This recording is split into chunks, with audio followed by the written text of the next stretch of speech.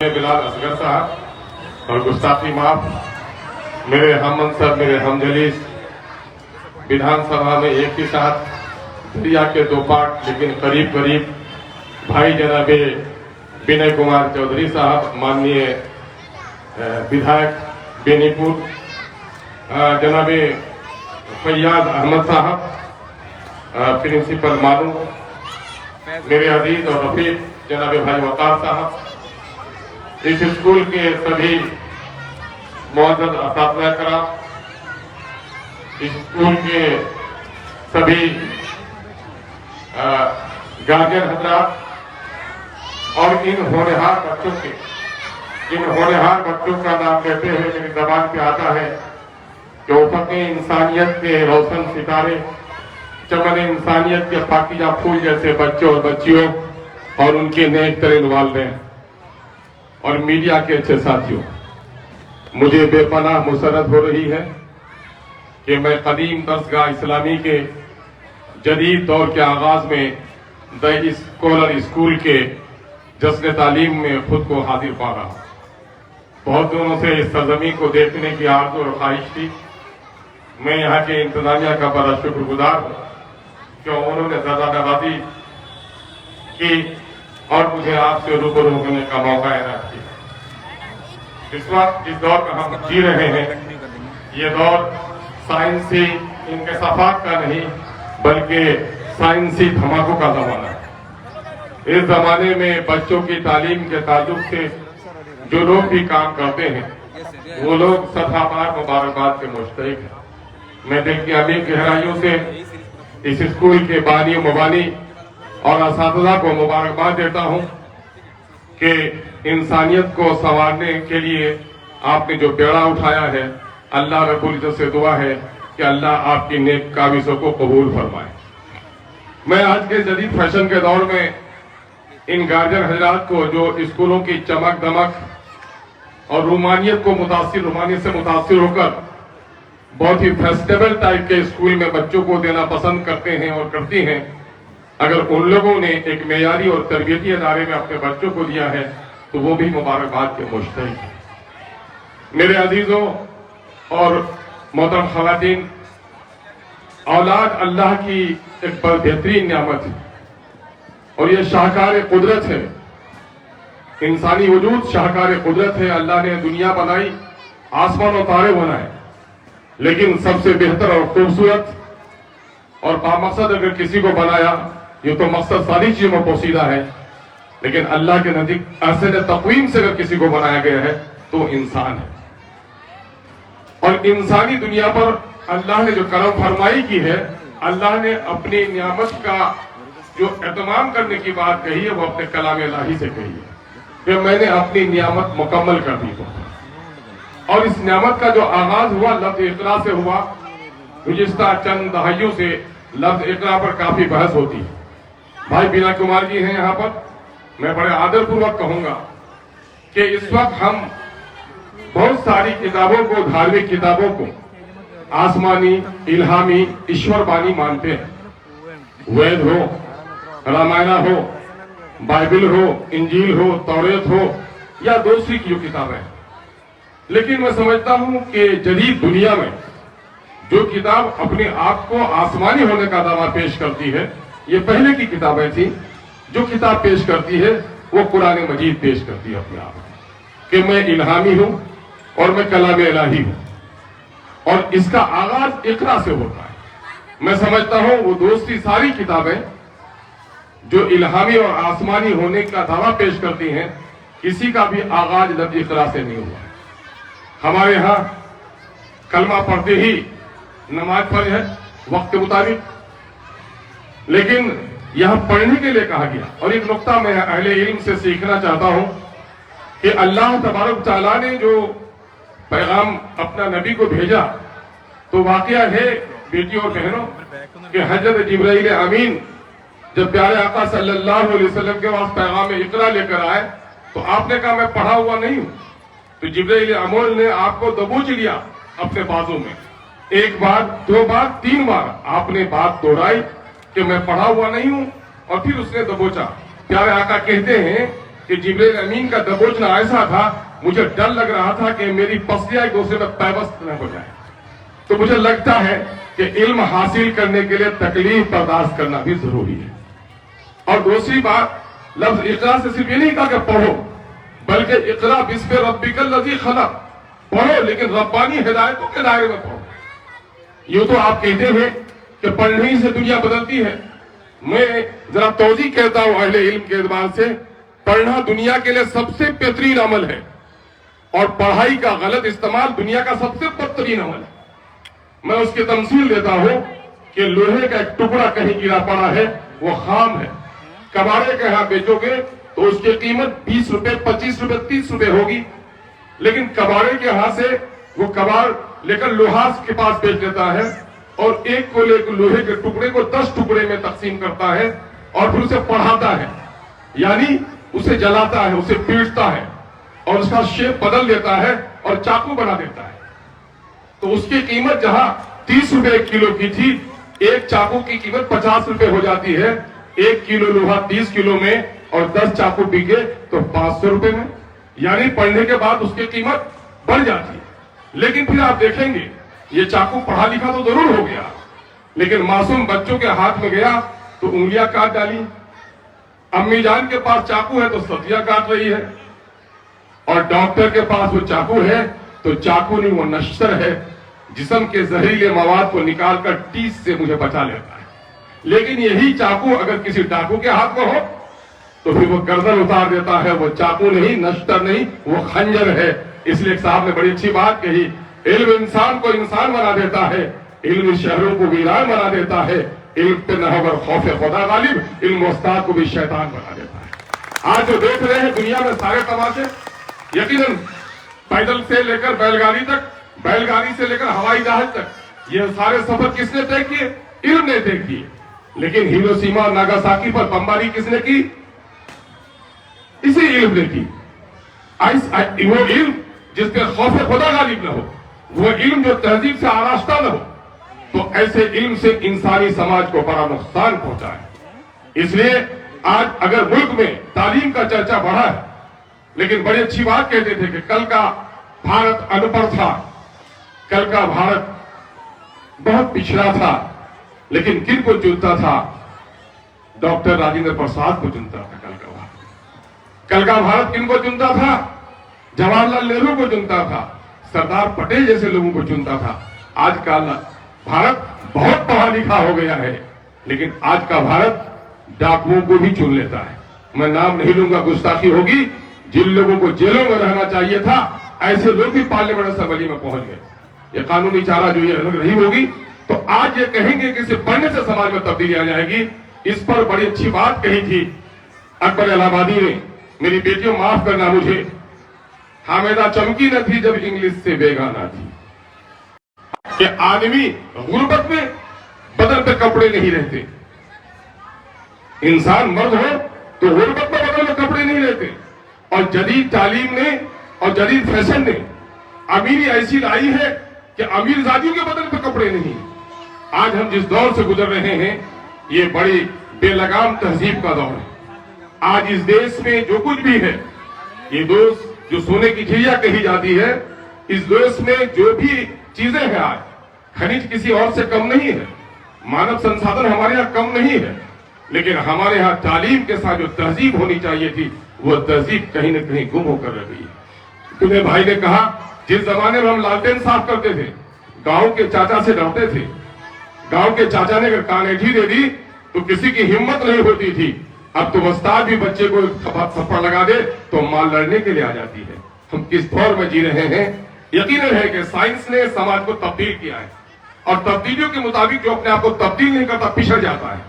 میں اکثر جملہ کہتا ہوں کہ جب وقت بدلتا ہے، نظام تبدیل ہوتا ہے تو سکے بھی تبدیل ہو جاتے ہیں. جس طرح سے مودی جی کو خط چڑھا کہ برٹشرز آئے تو اپنا سکہ چلا، مغل کا اپنا سکہ چلتا تھا، آزاد بھارت ہوا تو گاندھی کا سکہ چلتا تھا، لیکن میں مودی ہوں، میرا بھی سکہ چلنا چاہیے. تو اس نے اعلان کر دیا، بنے بھائی ادروائز نہیں لیں گے، میں مثالاً کہہ رہا ہوں کہ اس نے کہا کہ نہیں، 1000 کا نوٹ بند، 500 کا نوٹ بند، اب جو میں چلاؤں گا وہ چلے گا. تو بہت سارے لوگوں نے کہا نہیں، پرانے 500 کے نوٹ تو زیادہ کرکڑے ہیں، अरे भाई ये नया वाला तो उतना अच्छा नहीं है, तो अगर वक्त के मुताबिक इसने अपने सिक्के तब्दील नहीं किए तो वो सिक्के अजायब घर की जीनत तो बन सकते हैं, बाजार की कीमत नहीं बन सकते। आज मौजूदा वक्त जो हिंदुस्तानी और आलमी सतह पर तालीमी मैदान में जो तब्दीली आई है, हमारे बहुत सारे लोग लकीर के फकीर होकर रह गए। आपको मैं बता दूं कि सन 1931 में हमारे ब्राह्मण भाइयों से मुसलमानों की तालीमी स्तर ज्यादा थी, लेकिन आज वो मुस्लिम समाज जो पिछड़ा था रोता है, उसकी ये दुर्गति क्यों हुई है? सबसे आसान काम है सरकार पर अपनी जिम्मेदारियों को डाल देना। मुसलमानों ने हिंद से बड़ी गफलत हुई। हिंदुस्तान में इल्म का चर्चा 7वीं 8वीं सदी से हुआ और दलितों को तालीम देने के लिए किसी ने पेशरफ की तो मुसलमानों ने की। आप जानेंगे तुगलक और तैमूर के जमाने में दिल्ली जैसे शहर में 1000 मॉडर्न मदरसे थे। जिस मदरसे से पढ़ा हुआ बच्चा, पढ़ा हुआ फारिग शुदा आदमी, वो सिपह सालार भी बनता था, मुंसिफ भी बनता था, अमीन भी हुआ करता था। लेकिन 1857 के बाद हिंदुस्तानी तालीम और बिलखुसूस मुसलमानों की तालीम पर एक बड़ा गजब का पहाड़ टूटा। और उसमें क्या हुआ कि हमारे लोगों ने आने वाले हिंदुस्तान को नहीं देखा। आप देखेंगे कि उस जमाने में उर्दू ने भी बड़ा तबाह किया है। हालांकि उर्दू हमारी मादरी जबान है, इसका तहफ़्फ़ुज़ लाजिम है, लेकिन उर्दू जो मुसलमानों की मादरी जबान नहीं, इल्मी जबान नहीं, ये शेर व शायरी की जबान, नाविल की, दास्तान की, गजल की जबान हो गई। लेकिन उर्दू साइंस और टेक्नोलॉजी की जबान नहीं हो सकी। जिस जमाने में फोर्ट विलियम कॉलेज को कायम किया गया 1803 वगैरह में कलकत्ता में, उस जमाने में हमारे लोग खुश थे, मीर अमन देहलवी के किस्से सुन रहे थे। लेकिन उस वक्त ब्राह्मण समाज ने, खासकर राजा राम मोहन राय और केशव चंद्र सेन ने कहा नहीं, उन्हें भी ऑफर किया गया था कि संस्कृत यूनिवर्सिटी पर संस्कृत के स्कूल खोल दिए जाए आपके लिए। कहा नहीं, मुझे मॉडर्न एजुकेशन चाहिए। चुनांचे मुसलमानों से बहुत आगे जो हमारी नॉन मुस्लिम आबादी है, उसने अंग्रेजी तालीम शुरू कर दी और आजाद हिंदुस्तान में उसने अच्छा मकाम हासिल किया। और हमारे मदरसे जो मुसलमानों की तालीम के लिए सबसे पाकीज़ा माना की समझे गए, अफसोस और सदअफसोस ये तो दावा करते हैं कि हम दाई पैदा करते हैं, और दाई के लिए लाजिम है कि मधु की जबान जाने। जब मधु की जबान न जान सकेगा तो दावत पेश नहीं कर सकता वो। हमारे इन मदरसों में जदीद तालीम से हमारी नई नस्ल को महरूम रखा गया। उस पर तरफा ये तमाशा हुआ कि मुसलमानों में पर्दे का चलन, यकीनन पर्दा अहकाम इस्लामी अहकाम है, हम उसकी तरदीद नहीं कर सकते। माँ सीता जिनको आदर से मानते हमारे हिंदू भाई, उनके दरबारियों ने उनके पांव तक को नहीं देखा था। सीता भी इस तरह पर्दे में रहती थी। पर्दा तो हिंदुस्तानी सभ्यता का भी एक सिलसिला रहा है, लेकिन आज तो बेपर्दगी आम हो गई है। आप देखेंगे कि इन चीजों में हमने बेटियों की तालीम, आप देखेंगे कि 1857 के बाद कासिम नानवी रहमतुल्लाह अलैह ने समझा कि दुनिया हमसे रुखसत हो गई, अगर हमने देर की तो दीन भी हमारे दिलों से रुखसत हो जाएगा। चूंकि 1857 से कबल तक मदरसों के, मुफ्तियों के और काजियों की तनख्वाह अंग्रेज हुकूमत देती थी, लेकिन चूंकि 1857 में मुसलमानों ने झंडा बुलंद किया था सबसे आगे आगे, तो अंग्रेजों का आताब टूटा था और उन्होंने सारे मुरासिम बंद कर दिए, मुराद बंद कर दिए। उस वक्त हमारे दीन के तहफ़्फ़ुज़ के लिए हमारे बुजुर्गों ने समझा कि दुनिया तो रुखसत हो गई, अब लौटने वाली नहीं है, कम से कम अकायद की बहाली के लिए ऐसे इदारे कायम किए जाए जहां हमारे दीनी अकायद का तहफ़्फ़ुज़ हो सके। चुनांचे आप देखेंगे कि देवबंद का मदरसा कायम हुआ, दारुल उलूम देवबंद, और देर न लगी थी कि सर सैयद अली रहमान ने समझा कि मौलाना तो इमाम पैदा कर देंगे, मुअज्जिन पैदा कर देंगे, फकीह पैदा कर देंगे, लेकिन जदीद हालात से हमारी नस्ल आगा नहीं हो पाएगी। तो मौलाना ने 1873 में मदरसतुल उलूम कायम किया, जो बाद को मुस्लिम यूनिवर्सिटी अलीगढ़ आज देख रहे हैं उसको। और मौलाना सर सैयद अली रहमान उनके रोका ने दावा पेश किया था कि हम वो तालीमी निजाम यहां देंगे, एक हाथ में साइंस, दूसरे हाथ में कुरान और पेशानी पे कलमा ला इलाहा इल्लल्लाह का ताज होगा। देर न लगी कि सर सैयद का यह दावा सच होता हुआ नजर नहीं आया। फिर अल्लामा शिबली और उनके रफ़का ने वहां से हटकर नजरे का कयाम अमल बनाया और जदीद नाफे और कदीम साले की बुनियाद पर अदारा कायम किया। लेकिन उसके बावजूद भी जरूरत इस बात की थी कि साइंसी उलूम का जिस अंदाज से दाखिला होना था वो नहीं दिया गया। मैं अहले मदारिस से कभी कभी अदबन कहता हूं कि मैं अपने ख्यालात का तफसील के खातिर इजहार करता हूं कि ऐसे मदारिस जहां वो कहे कि साइंसी उलूम की तालीम नहीं होगी, मेरा दावा और इल्जाम तो नहीं है, मेरा शक है कि वह मुकम्मल तालीम इस्लाम की और कुरान की नहीं होगी।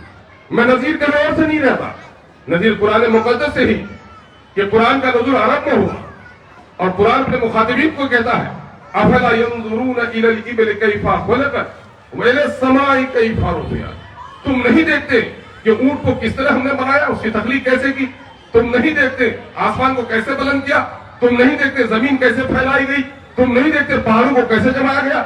ارے بھی عقل کہتی ہے کہ عرب میں جو بچہ پیدا ہوتا ہے وہ پیتا ہے اونٹ کا دودھ، اس کے چمڑے پہ سوتا ہے، اس کی سواری کرتا ہے، اس کا گوشت کھاتا ہے، اور وہ نہیں دیکھا۔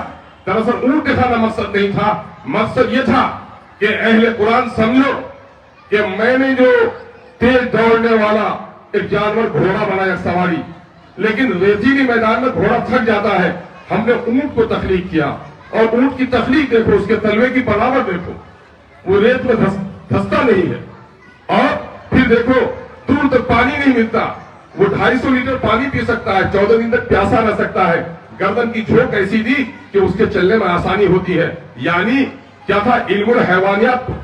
پہاڑی تو علاقہ ہی تھا عرب کا، پہاڑ کیوں دیکھنے کے لیے کہا جا رہا تھا؟ پہاڑ نہیں، زمین نہیں، بلکہ علم جغرافیہ کی طرف توجہ دلائی جاتی تھی۔ ایک بڑے عالم نے کہا کہ میڈیکل سائنس کا ایک شعبہ ہے ایمبریولوجی، اور کہا کہ بھئی آج سے 60-70 قبل میڈیکل سائنس یہ بات کہنے پہ قاصر تھا کہ رحم مادر میں بچے کی ابتدائی شکل کیا ہوتی ہے، لیکن قرآن نے آج سے 1400 سال پہلے کہہ دیا کہ الگ کی ہوتی ہے، جوک کی ہوتی ہے۔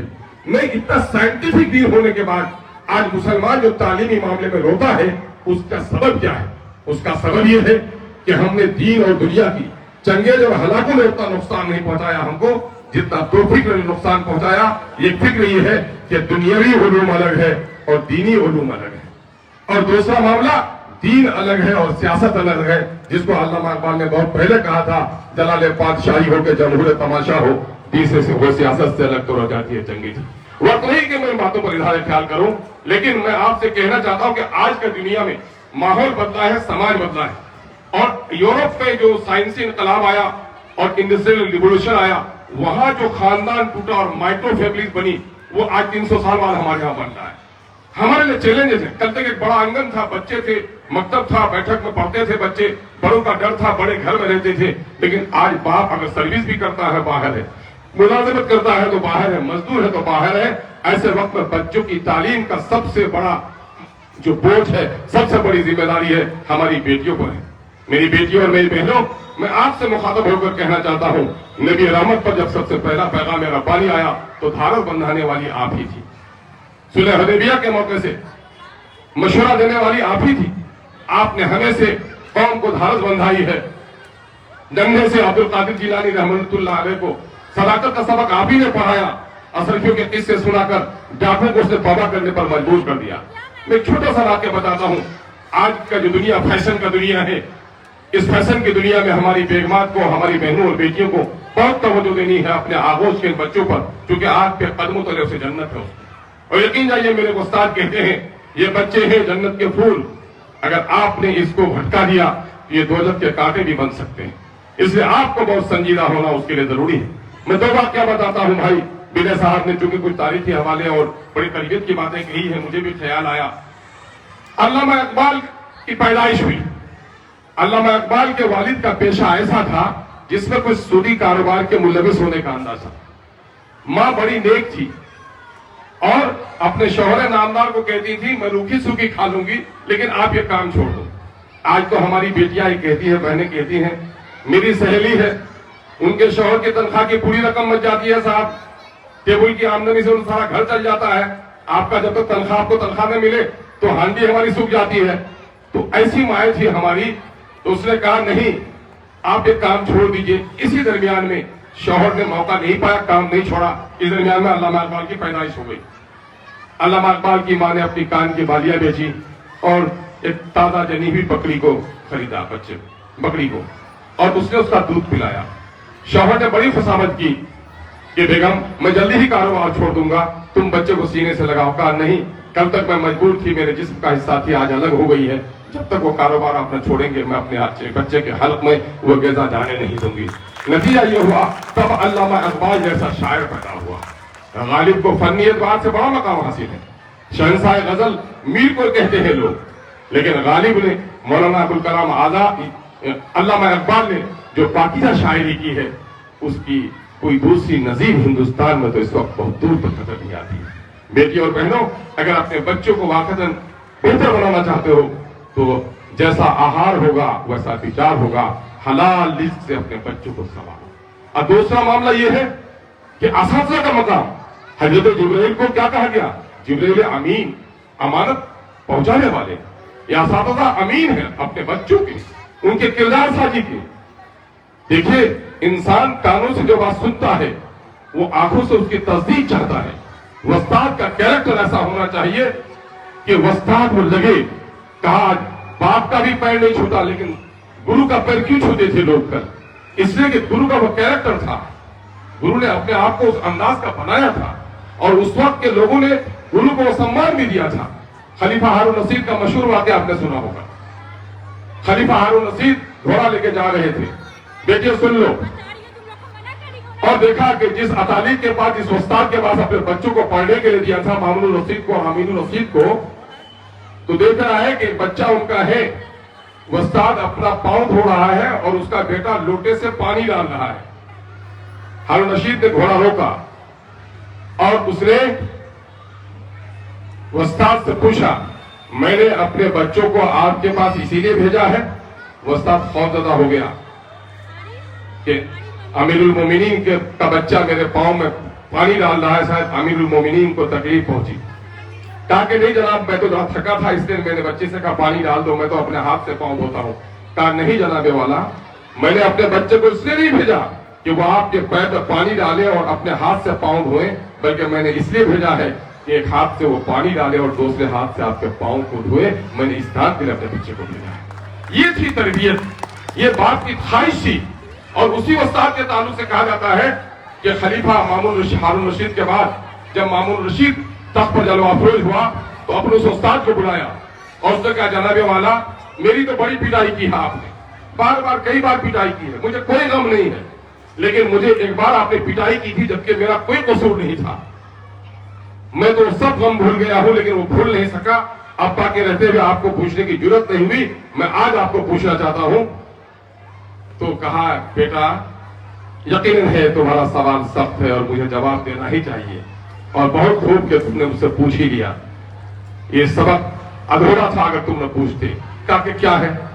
کہا کہ بیٹا تمہارے باپ نے میرے پاس تعلیم کے لیے نہیں بھیجی تھی، صرف تعلیم کے ساتھ تربیت کے لیے بھی بھیجی تھی۔ بیٹا جب تم نے قصور کیا سزا دی تو تم کو کوئی غم نہیں، بغیر قصور کے سزا دی تو کتنا غم ہے جو آج تک کھو رہے ہو۔ بیٹا میری آنکھیں دیکھ رہی تھی کہ باپ کے بعد تو تخت پر جلوہ افروز ہوگا اور تمہارے امانت کے زمانے میں سزاوار کو سزا تو ملے، قصوروار کو سزا ملے، کسی ناحق کو سزا نہ ملے۔ ناحق کے سزا کی کتنی تکلیف ہوتی ہے تاکہ تم کو احساس پیدا ہو۔ یہ تھا ہمارا اساتذہ کا کیریکٹر۔ آج ہماری بہنوں اور بیٹیاں چاہتے ہیں کہ ٹیگور پیدا ہو جائے، اقبال پیدا ہو جائے۔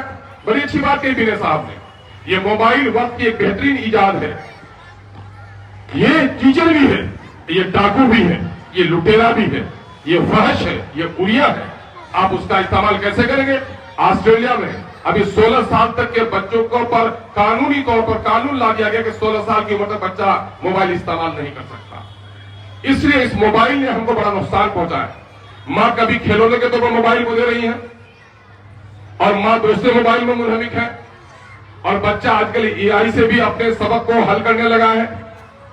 میرے بزرگوں ابھی کیا ہو رہا ہے، ایک چیز ہے وہ جو ٹائم وہ ہے لمحہ کی جو مسرت ہے ہم کو، جس کو ہم کہتے ہیں ٹائم پین کہتے ہیں، جس کو کہ کم وقت میں لذت محسوس کرنا رومانی اور خوشیوں کا، جس طرح ریلز آتے ہیں تو بچے سنجیدہ نہیں ہیں، بس چٹپٹی چیزیں دیکھنا چاہتے ہیں اور اس کا اثر اس کے نیوروں پر پڑتا ہے اور وہاں سے کیمیکل کا رساؤ ہوتا ہے۔ سائنسی تحقیق آپ دیکھ لیجئے کہ اس سے بڑا متاثر ہوتا وہ دیکھنے کے لیے اور دیکھنے کا عادی ہو جاتا ہے۔ نتیجہ یہ ہوتا ہے کہ ہمارا بچہ کسی بھی چیز کے ڈیپتھ میں بہت ہی سنجیدہ تھیوریٹیکل مطالعہ نہیں کرنا چاہتا ہے، اور اس سے بچے کے معصوم ذہن کو بچانا بہت زیادہ ضروری ہے، اور اس کا اثر ہمارے معصوم بچوں پر بہت زیادہ پڑتا ہے۔ اس لیے ان سے بچانے کے لیے اپنے بچوں کو موبائل سے دور رکھیے، اور موبائل سے دور رکھنے کے لیے سب سے پہلے امتحان یہ دینا پڑے گا کہ آپ کو اپنے آپ کو وقت کا پابند بنانے کا پڑے گا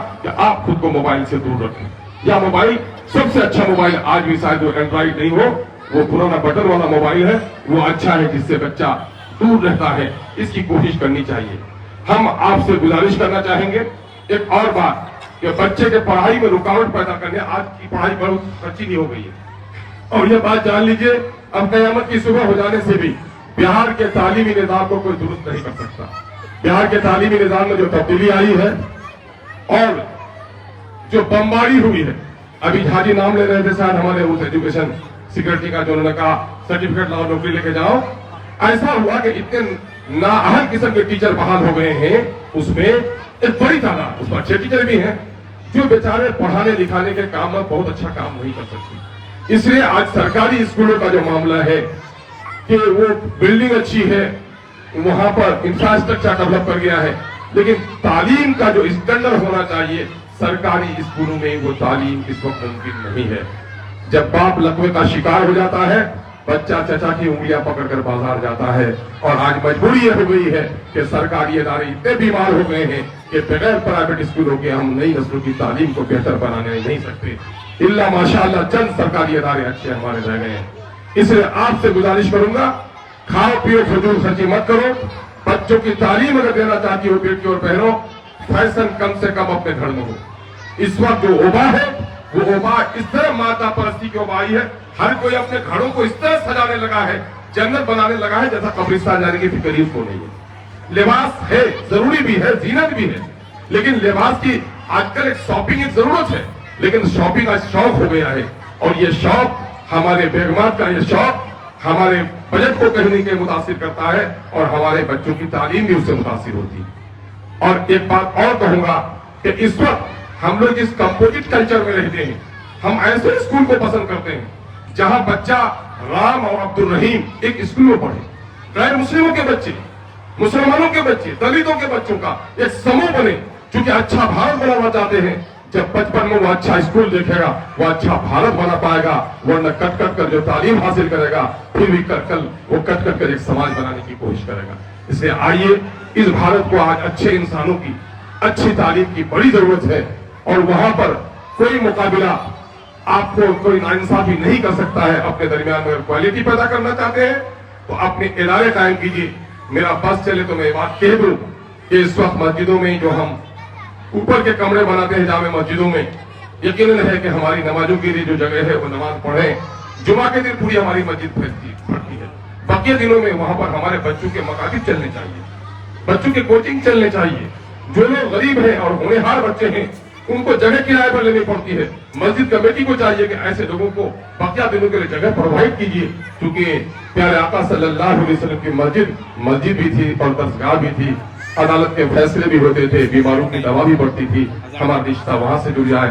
آئیے ہم ایک ایسا سماج بنائیں کہ ہم اچھا ہندوستانی اور اچھا انسان بنائیں, کیونکہ اس وقت پورے ہندوستان کو اچھے انسانوں کی ضرورت ہے اور پورے دنیا کو بھی اچھے انسانوں کی ضرورت ہے. اور یہ وہی کام کر سکتے ہیں تعلیم جن کا مشن ہو, اور تعلیم کو جو لوگ اخلاق سے آراستہ کریں. تعلیم ایک تیز گھوڑے کا نام ہے, اگر تہذیب نہ ہو, اخلاق